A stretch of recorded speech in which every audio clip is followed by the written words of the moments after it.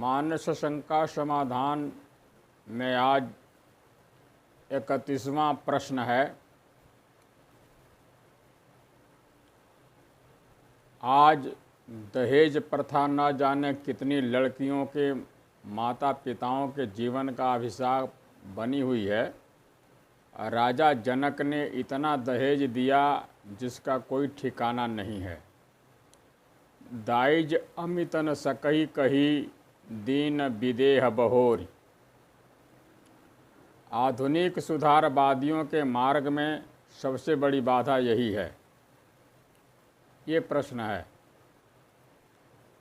इसका उत्तर है, महोदय भदंत, जरा अपने द्वारा उद्धृत दोहे को आंख खोलकर एक बार फिर बाँचें। दहेज के विषय में जो उन्हें मानसिक पीड़ा है उसका समाधान वही दोहे में ही है। राजा जनक ने जानकी विवाह में जो दहेज दिया वह स्वेच्छा से दिया, अपनी इच्छा से ही दिया। दीन विदेह बहोरी, किसी जोर जबरदस्ती, किसी विवशता अथवा वर पक्ष की ओर से की गई किसी मांग के कारण नहीं दिया।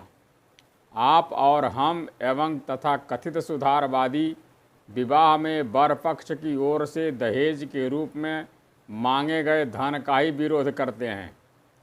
कन्या पिता द्वारा स्वेच्छा से दिए जाने वाले धन का कदापि नहीं, क्योंकि पिता द्वारा स्वेच्छा से प्रसन्नतापूर्वक दिए गए धन पर तो उसका वैध अधिकार है।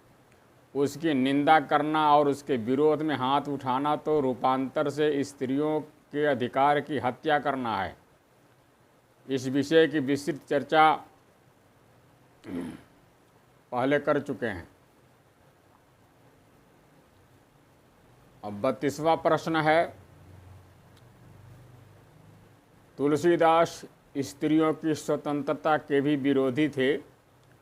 कर तो रहे हैं वर्षा ऋतु का वर्णन, किंतु क्या गजब की उपमा दे रहे हैं। महावृष्टि चली फूट कियारी, जिमि स्वतंत्र भय बिगरहि नारी। जिस देश की माताएं ही परतंत्र होगी वह देश कैसे स्वतंत्र रह सकता है। ये प्रश्न है महाशय का। इसका उत्तर बड़ा सुंदर है। भदंत महाशय, आप इतने बुद्धू तो नज़र नहीं आते हो जो चौपाई में आए जिमि स्वतंत्र भोई बिगरहि नारी का अभिप्राय भी नहीं समझ सकते हो। यदि पारिवारिक अनुशासन और सभ्योजनित मर्यादा के उल्लंघन को ही महाशय भदंत स्वतंत्रता समझते हैं तो उनकी बुद्धिहीनता सचमुच अत्यंत दयनीय है। नारी पारिवारिक अनुशासन की मूल प्रेरणा स्रोत होती है। उसका उच्च श्रृंखल हो जाना परिवार को खंडित कर डालता है। सच तो यह है कि परिवार और समाज की मर्यादा में आबद्ध रखने वाली परम अनुशासित नारी, महाशय भदंत के शब्दों में परतंत्र नारी ही किसी भी राष्ट्र की स्वतंत्रता का अक्षुण्ण रख सकती है। 33वां प्रश्न है। यदि किसी प्रकार स्त्रियां स्वतंत्रताभिमुख हो ही जाएं, तो समुद्र ने रामचंद्र से कहा है कि ढोल गंवार शूद्र पशु नारी सकल ताड़ना के अधिकारी। इसके अनुसार तो भारत का बहुमत ताड़ना के ही योग्य हुआ। प्रश्न, अब इसका उत्तर सुनो। इसका उत्तर है, इस चौपाई का गोस्वामी तुलसीदास की समस्त निंदकों की समान रूप से दृष्टि गई है। पूरा का पूरा खलमंडल इसे महाशस्त्र के रूप में प्रयोग करता है और अपने अड़ियल रुख के कारण इस बात पर जरा भी कान नहीं देता कि यह कथन श्री राम के द्वारा ताड़ना प्राप्त करने वाले जल समुद्र का है। तुलसीदास का अपना अभिमत नहीं है और यह कथन यदि तुलसीदास का अपना अभिप्राय भी हो तो भी वह सभी स्त्रियों पर समान रूप से लागू होने वाला नहीं है, क्योंकि उस उक्त अर्धाली में नारी के साथ लगा हुआ पशु शब्द अर्थ का नियामक है। तात्पर्य यह है कि ताड़ना की अधिकारिणी सभी नारियां नहीं होती हैं, अपितु पशु के समान प्रकृति वाली दुष्ट हृदया किंबा शूर्पणखा के समान नैतिकता के मानदंडों का उल्लंघन करने वाली दुष्चरित्रा नारियों की ताड़ना की पात्र होती हैं। सच्चरित्रा गुणवती सदाचार संपन्ना देवियाँ तो तुलसी की दृष्टि में उसी प्रकार सम्मानपूर्वक सुरक्षित रखने योग्य हैं जैसे पलकें नेत्रों की रक्षा किया करती है। बधु लरिकनी परघर आई राखूं नैन पलक की नाई। इस प्रकार उक्त अर्धाली में ताड़ना के विषय तीन ही हैं, ढोल, गंवार, शूद्र और पशु नारी। नारियों में जिस प्रकार पशु नारियां ही ताड़ना योग्य होती हैं, उसी प्रकार शूद्रों में भी गंवार शूद्र ही ताड़नीय है, सभी नहीं। 34वां प्रश्न है, तुलसीदास ने अति संक्षेप में स्त्रियों के संबंध में अपनी समस्त धारणा को पूंजीभूत कर दिया है। अबला कच भूषण भूरि क्षुधा धनहीन दुखी ममता बहुधा सुख चाहा मूढ़न धर्म रता मति थोरी कठोरी न कोमलता।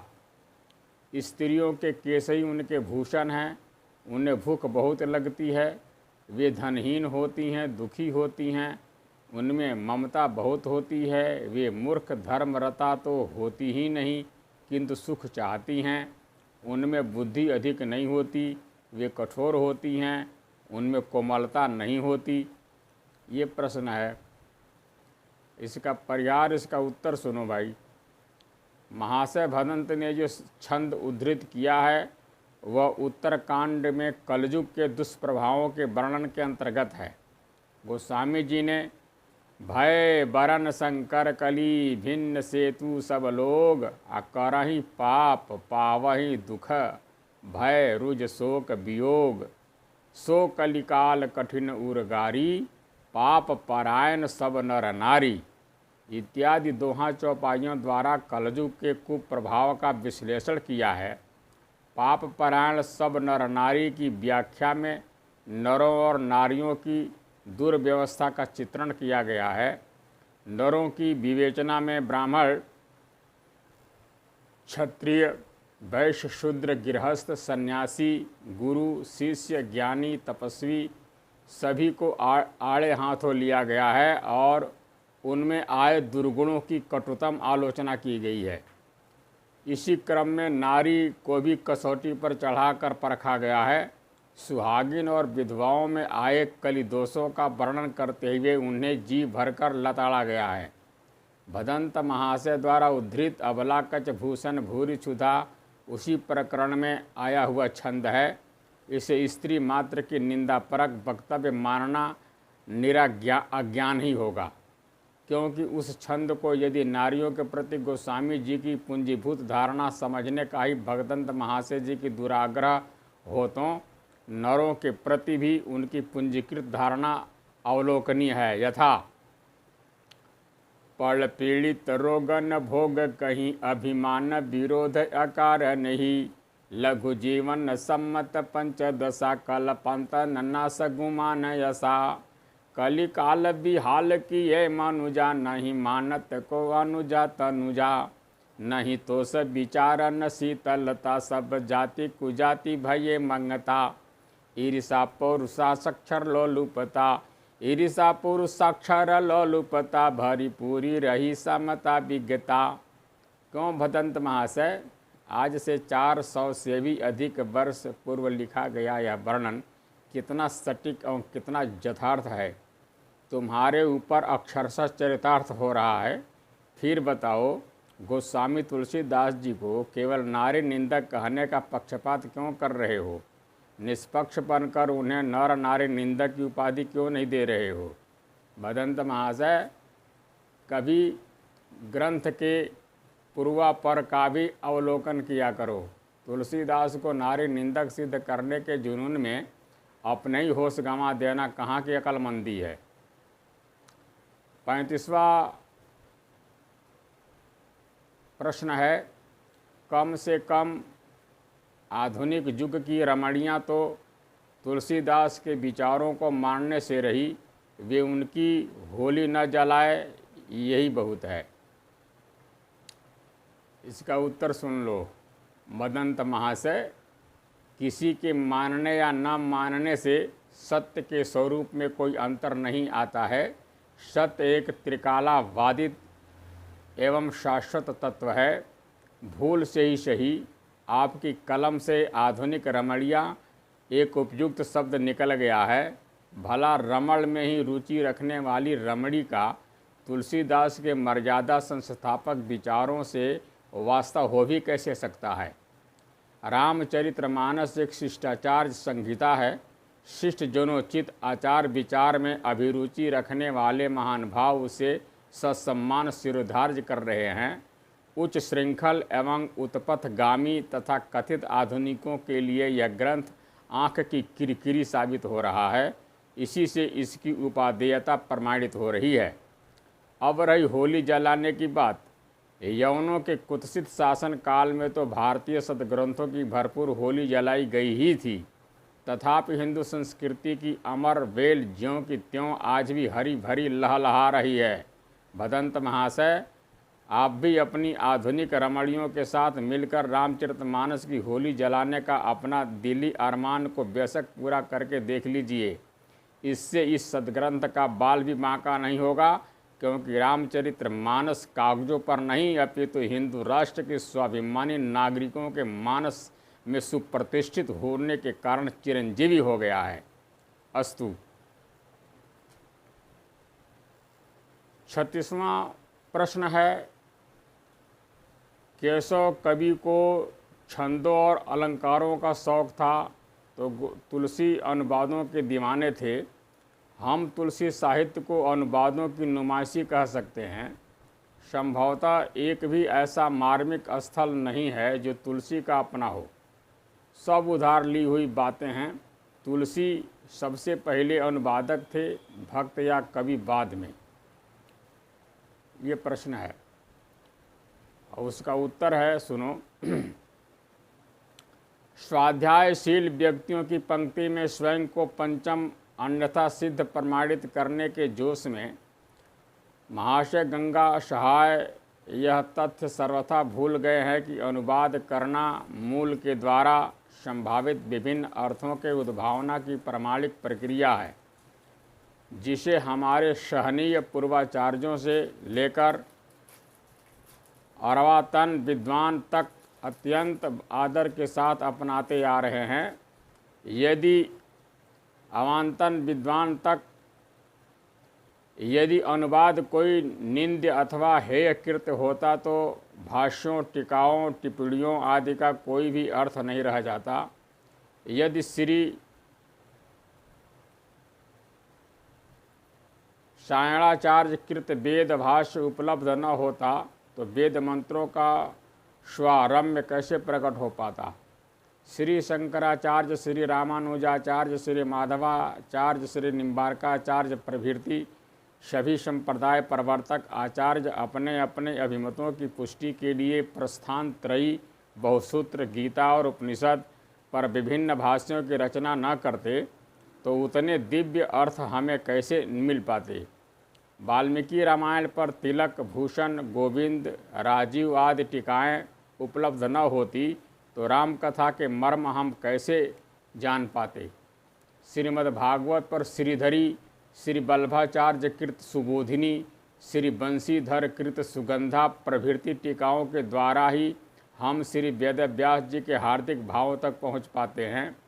आर्ष ग्रंथों के अतिरिक्त इतर साहित्यिक काव्य ग्रंथों पर भी विवेचनात्मक टीकाएँ विभिन्न विद्वानों द्वारा की गई है, जिनके बिना मूल के तात्पर्यार्थ को हृदयंगम नहीं किया जा सकता। कालिदास को समझने के लिए श्री मल्लिकानाथ, श्री हर्ष के नैषधीय चरित्र को बुद्धिस्त करने के लिए श्री नारायण मम्पट के काव्य प्रकाश के परिज्ञान के लिए श्री वामनाचार्य आदि की लिखी हुई विद्वनापूर्ण टीकाएँ अनिवार्य रूप से पढ़ी जाती हैं।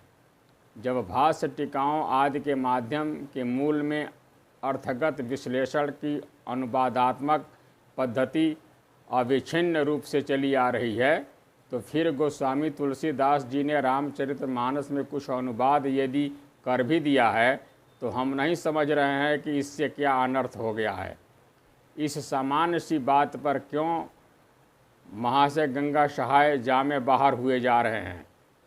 पूर्वाचार्यों द्वारा संस्कृत भाषा में व्यक्त किए गए सद्विचारों को अवधि जैसी लोक भाषा में अनुदित करके जन जन तक पहुंचाने का प्रशंसनीय कार्य करने वाले गोस्वामी जी पर क्यों ये दुलतियाँ फटकार रहे हैं। संस्कृत से अनुवाद करने की यह आदत तो केशव, बिहारी, मतिराम पद्याकर आज दर्जनों रीतिकालीन कवियों में भी यथावत पाई जाती है। उनकी भी सुप्रसिद्ध सूक्तियों का मूल संस्कृत ग्रंथों में उपलब्ध है, जिसे सरलता से हर एक जान सकता है। फिर तुलसी को लेकर इतना बावला क्यों मचाया जा रहा है। केशव कवि का केशव केशनि अशिकरी जस अरिहून कराई, चंद्र बदन मृगलोचनी बाबा कही कही जाए। ये सुप्रसिद्ध दोहा संस्कृत भाषा के पलिता शिरोजा है। दंतावली विगलिता नचमे विषादा, एणीदृशो युवतया पथिमा विलोक्या, तातेति भाषण परा खलु वर्जपातः। इस पद्य का भावानुवाद ही तो है। इसी प्रकार बिहारी को राजकीय सम्मान दिलाने वाला उनका नहीं पराग नहीं मधुर मधु नहीं विकास यही काल, अलिकली ही सा बंध्यो आगे कौन हवाल का चर्चित दोहा भी तो बाला मजात रजनम कलिका मकाले, व्यर्थ कदर से यशी किंग न मल्लिका आकाया। इस संस्कृत भाषा की सूक्ति का निकृष्ट अनुवाद मात्र है, क्योंकि मूल श्लोक में आया हुआ रज शब्द पराग और रजोधर्म दोनों अर्थों का द्योतक होने से अधिक चमत्कारपूर्ण है। बिहारी ने रज का पर्यायवाची शब्द पराग लिखकर सब गुण गोबर कर डाला है। हमें लेख का कलेवर इस प्रकार के अन्य उदाहरण प्रस्तुत करने की अनुमति नहीं दे रहा है। विज्ञ पाठक अस्थाली पुलाव न्याय से इतने से ही संतोष करें। हमारा यह दावा है कि गोस्वामी तुलसीदास को छोड़कर अन्य किसी कवि पुंगव ने तो यह स्वीकार करने की शिष्टता भी नहीं दिखाई है कि हमारे उपजीव ग्रंथ कौन कौन हैं।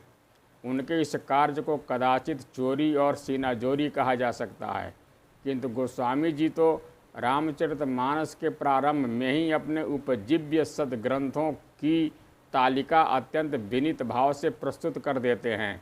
नाना पुराण निगमागम सम्मतम यद रामायणे निगदितम क्वचिदन्यतोपि, स्वान्तः सुखाय तुलसी रघुनाथ गाथा भाषा निबंध मति मंजुल मातनोति। और इस तथ्य को वे अपनी सहज संत प्रकृति के कारण बारंबार आम्रेडित भी करते रहते हैं। यही महारघुपति नाम उदारा, अति पावन पुराण श्रुति सारा, व्यास आदि कवि पुंगव नाना, जिन सादर हरिचरित बखाना, चरण कमल बंदहु तिन्ह केरे, पूर्वहु सकल मनोरथ मेरे, कलि के कवि न करहु परनामा, जिन बरने रघुपति गुण ग्रामा, जे प्राकृत कवि परम सयाने, भाषा जिन हरिचरित बखाने, भये जे अहि जे होई हहीं आगे, प्रणवहु सब ही कपट सब त्यागे। इन शब्दों द्वारा प्राचीन अर्वाचीन कवियों को ही नहीं अपितु भविष्य में होने वाले कवियों तक के प्रति कृतज्ञता ज्ञापन करते हैं। इतनी सुस्पष्ट स्वीकारोक्ति के बाद भी हम तुलसी साहित्य को अनुवादों की नुमाइशी कह सकते हैं, अथवा एक भी ऐसा मार्मिक स्थल नहीं है जो तुलसी का अपना हो। महाशय गंगा सहाय के इन आक्षेपों का क्या मूल्य रह सकता है। महाशय गंगा सहाय, तुम तो अपने गलिच लेख के एवज में सरिता संपादक से मिलने वाले चंद ठीकरों के लालच में अंधे हो गए थे, इसीलिए तुम्हें क्या मालूम कि अनुवाद की परंपरा का प्राण होता है। परंपराओं को जीवित रखने के लिए अनुवाद करना अर्थात तथ्यों को दोहराते रहना स्वयं में एक अनिवार्य तथ्य होता है। अन्यथा वाल्मीकि रामायण के अनंतर किसी अन्य रामायण के लिए लिखे जाने की आवश्यकता ही क्या थी।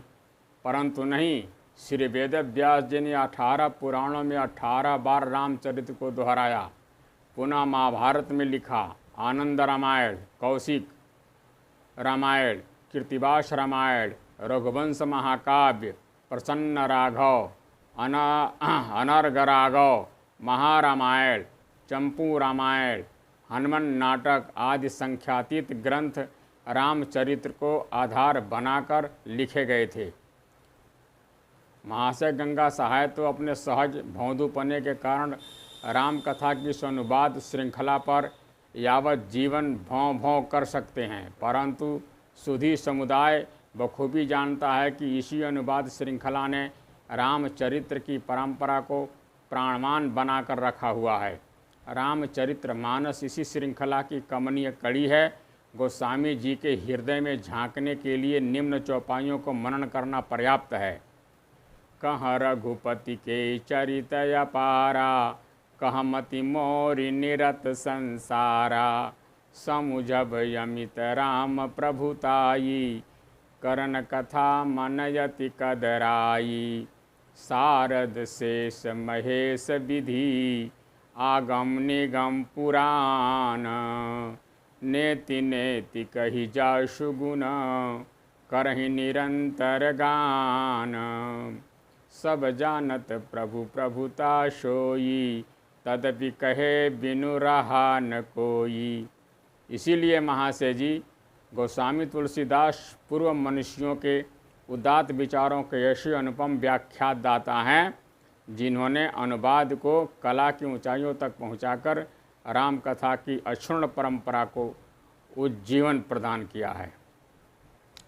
अब हम चर्चा करते हैं कतिपय उन प्रकरणों की जिन्हें महागंगा सहाय ने बड़े संरंभ में के साथ अनुवाद के रूप में उद्धृत करके गोस्वामी को अपनी दुर्भावनाओं का पात्र बनाया है।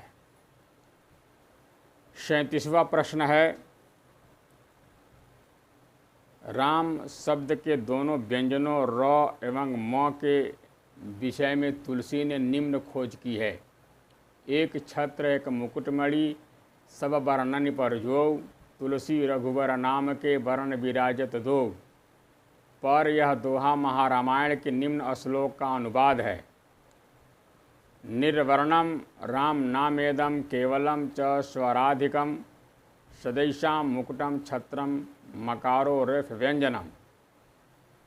इसका उत्तर सुनो भाई।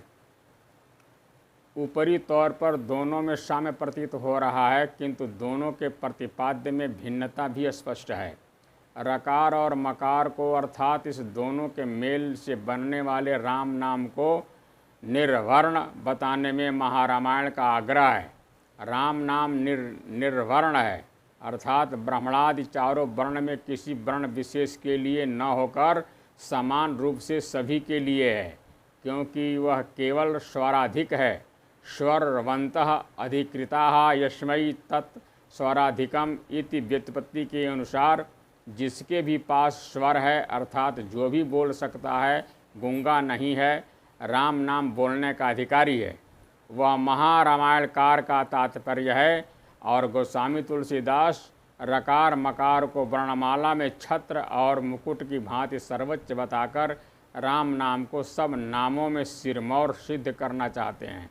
कथ्यते इस स्पष्ट अंतर के होते हुए भी क्या इसे अनुवाद भर कहा जा सकता है? महाशय गंगा साहब जरा सोचें। 38वां प्रश्न है, तुलसी बाबा ने नारी की अच्छी खबर ली है या उसमें 8वां बुराइयां अस्थायी रूप से मानते हैं? नारी स्वभाव सत्य सब कहहीं, अवगुण 8 सदा उर रहहीं, साहस अनृत चपलता माया, भय अविवेक अशौच अदाया। इसके लिए तुलसी पर क्रोध करने की आवश्यकता नहीं है, वे तो अनुवाद भर के दोषी हैं, पर खोज चाणक्य की है।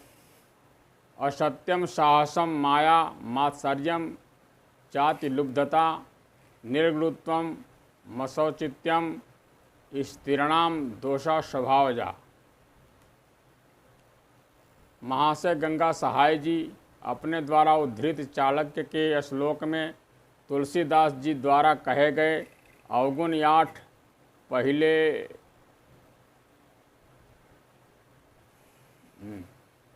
पहले गिन तो लेते, पूरे हैं भी या नहीं, या 8 तक की गिनती भी चाणक्य द्वारा कहे गए दोष तो 7 ही हैं।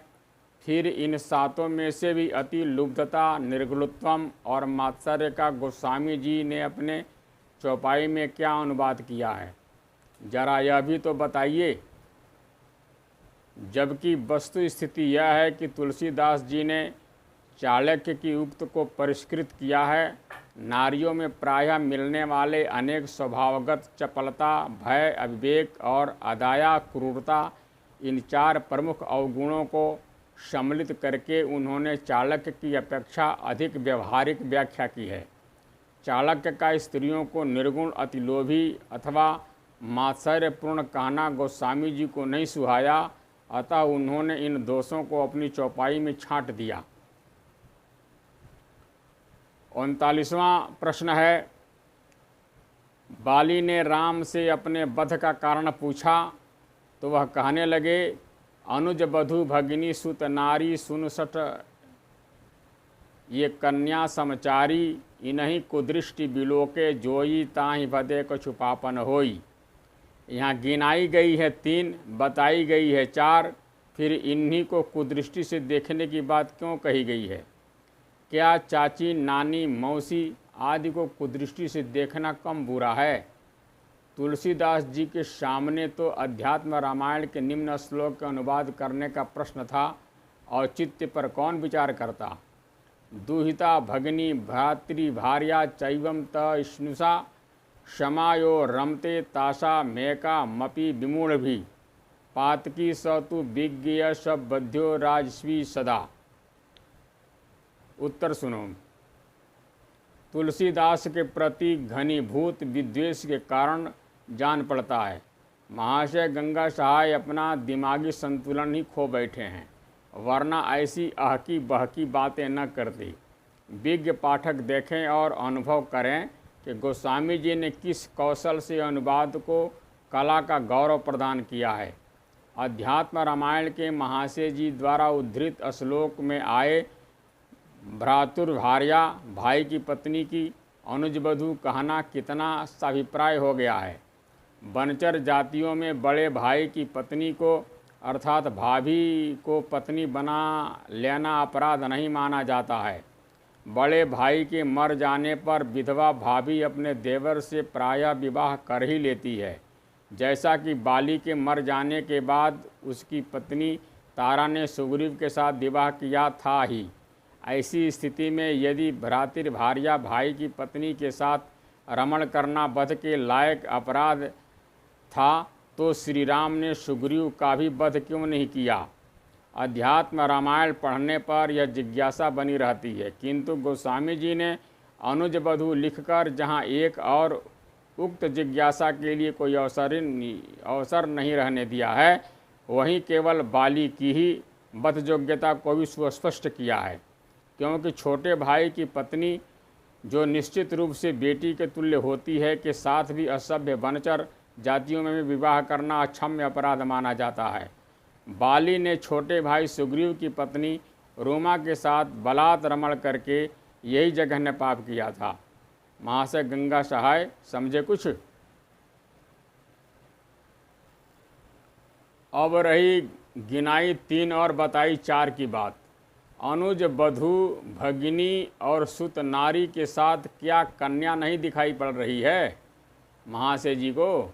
और फिर 4 को 4 संख्या का द्योतक मानना भी तो निरी बुद्धिहीनता ही है, क्योंकि समचारी का स्पष्ट प्रतिमान अर्थ समान आचरण यही है, जिसे महाशय जी ने भी माना ही है। यहाँ भाभी, मौसी आदि की गणना क्यों नहीं की गई? यह आक्षेप भी निरर्थक इसीलिए है कि अपने से आयु में बड़ी भाभी, मौसी आदि स्त्रियां कन्या समचारी नहीं हुआ करती, अपितु माता समचारी हुआ करती है। वहाँ प्रकरण कन्या समचारियों का है। समझे कुछ?